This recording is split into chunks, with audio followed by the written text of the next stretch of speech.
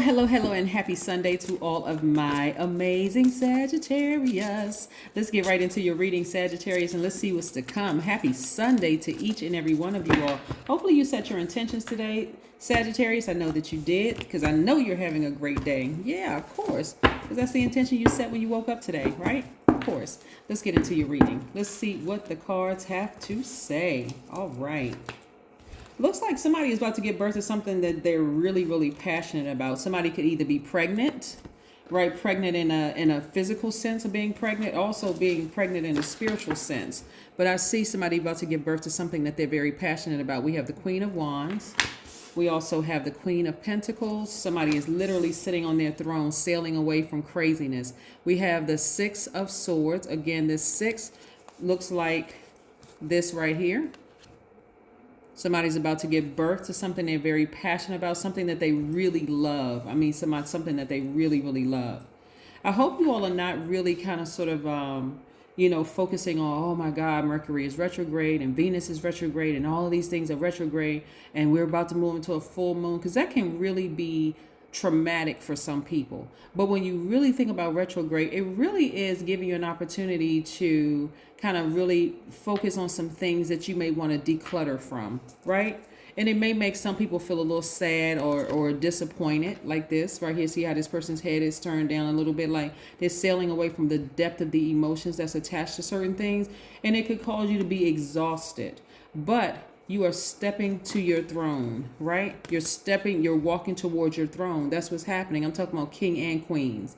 You're walking towards your throne. And so taking that, a lot of people assume that kings and queens, just kind of sort of, they were just born into that. But when you look behind, I think the internet is starting to show more behind the scenes of like, okay, that crown is heavy. And that's what a lot of you all are moving towards. So some of the people in your own family you're going to have to leave behind to just go ahead and accept that seat on the throne, because that's what you deserve, right? I see financial independence for a lot of you all. And I see a lot as we get closer and closer to this full moon, your energy is supercharged as a fire sign. So things are being exposed in you and around you.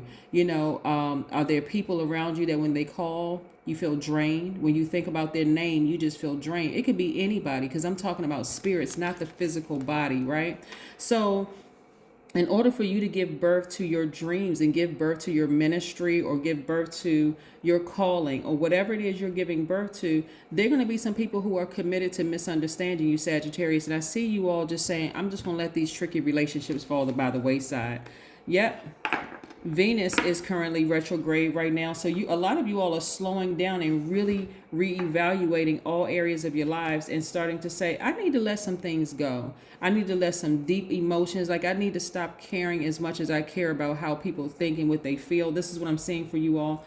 And I need to focus on me. I need to focus on what I'm about to give birth to, because some of you all have been so stressed out. You have been delaying the birth of your own dreams, right? And so, and hence delaying the birth of your financial independence, right? So you got to determine, what does financial independence look like for you? For some people, it just looks like having no debt. So not a lot of money in their bank account. For some people, which is to each his own, right? Money is just another form of energy. So for some people, financial independence looks like I'm a billionaire, right? Whatever it is.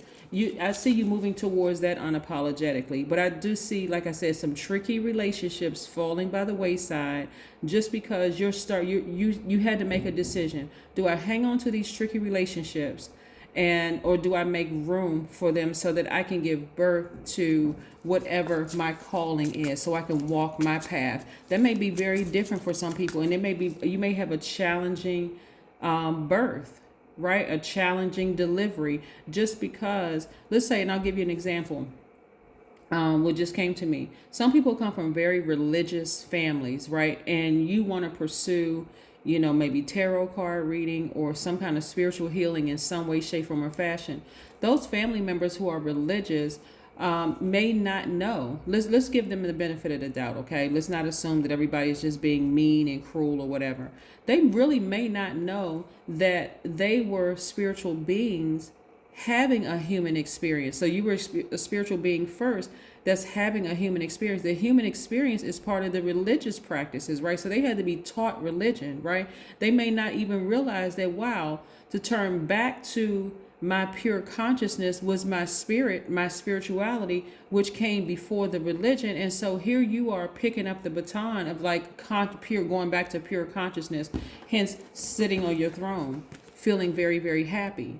And so what I'm seeing for somebody, what I'm really, really seeing for somebody is like a Job situation. I'm sorry, a Joseph situation where your family may be attacking you or may have been attacking you, or even people that you dated in the past, or even a job that just didn't fully understand how powerful your spiritual gifts are. And it was just tricky. But instead of you saying, oh, those people were this and they were, low vibrational, you don't have to do that. Give them the benefit of the doubt. Say, you know what, maybe they didn't do better because they didn't know better. Maybe they succumbed to fear because they were jumping on the bandwagon of something they heard from somebody else or whatever the case may be. But nevertheless, I got to let them fall by the wayside so that I can go ahead and give birth to something that I'm very, very passionate about, that I know is my calling. That's what I'm saying for you all. And I see you feeling 1,000% better. This is what's coming your way. So slow down. Slow down and smell the roses, in your own life. So, it's time for me to move forward, right? I see a lot of you all doing this, loving yourselves deeper and harder. Somebody may be entering into a relationship with their twin flame, but this is really, really more so about self-love first and foremost. So like I said before, in order for you all to have a really, really healthy relationship with yourself, which really determines the type of relationships you have with other people, it's like somebody who is not fully living their authentic lives, to being their authentic selves. I see you doing that. And so I see your delivery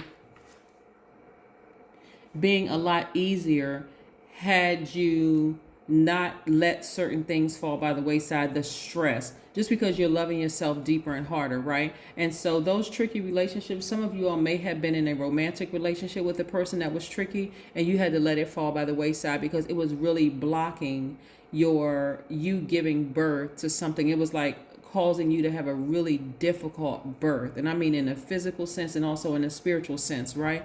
Your intuition is extremely heightened right now. You're just really, really on fire, right? And so a lot of you all are no longer going to feel restricted because you're living your full authentic selves, following your own path, right? Yes. Like when we talked about the number 11, which was a master number, right? But like I said, we're 1.3 days away from the next full moon. So a lot of things are happening all around you. You're not trying to save anybody anymore. At this point, it's like, you know what? I got to look out for myself first, and I need to get focused. So some of you all are leaving some relationships, again, that are tricky. The emotion that you had before was like, you know what? I really held that person in high regard. I really loved that person, agape love, like there were no strings attached. But I got to focus on me. I got to focus on continuing to grow my wealth. Yep. And we're not talking about just financial wealth. We're talking about happiness. My health is wealth. My happiness is wealth. That kind of thing, right? And the tower moment. So this person that is falling by the wayside is going through a tower moment, but so are you, right? Both of you are going through a tower moment. Your tower moment is the realization that, I'm going to need to leave somebody behind or some people behind. Their realization is, wow, this is the karma that I created for myself. You saying I'm going to have to leave them behind so that I can have a safe delivery of bringing my gifts into this realm right here. For them, they're going to say, they may not even realize it, that they created their own karma, but they're going to have to sit with it, right? Here we have a personal issue reaches resolution. Somebody may either be in a relationship with a Cancer, or you may have Cancer in your chart. But nevertheless, hey, a resolution is coming, and for you're making a decision to move on. And again, it's not going to feel comfortable for either person or people involved, but you got to do what's best for you because you're moving towards something that you prayed for. Here we have the journal. Some of you all are here we have the number 11, the journal. This is what I'm seeing that you're creating for yourselves. But again, the number 13 means that you're experiencing many changes that are meant to transform and empower you throughout your lives. I see a lot of you all starting to think outside of the box, right? You're thinking about, like I said, a birth. You're thinking about life, you're thinking about rebirth, just kind of sort of weaving it into all areas of your lives. And that's the number 13. But again, some of you all may be writing a book, just because what you're giving birth to is actually going to help the entire world. And it's more or less about you focusing on doing what is best for you. You see what I'm saying, Sagittarius? That is what I have for you. I'll see you in a couple of days. Bye.